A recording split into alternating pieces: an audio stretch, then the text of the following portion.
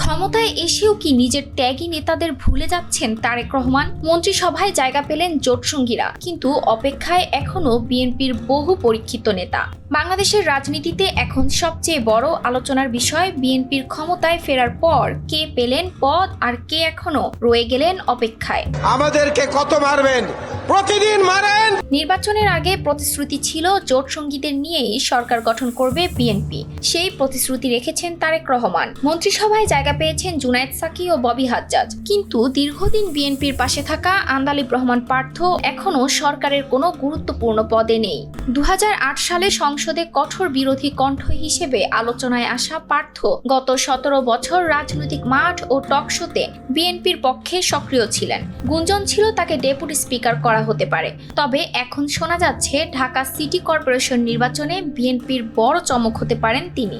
এদিকে Dhaka city corporation নির্বাচন ঘিরেও শুরু হয়েছে জোর আলোচনা। কে পাবেন বিএনপির মনোনয়ন? মির্জা আব্বাস এখন প্রধানমন্ত্রীর উপদেষ্টা, ইশরাক হোসেন প্রতিমন্ত্রী। ফলে আলোচনায় উঠে এসেছে বিএনপির যুগ্ম মহাসচিব হাবিবুন নবী খান সোহেলের নাম।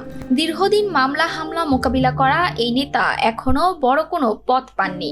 তাই অনেকে মনে করছেন ঢাকা দক্ষিণের মেয়র পদে বিএনপির সবচেয়ে শক্তিশালী প্রার্থী হতে পারেন সোহেল।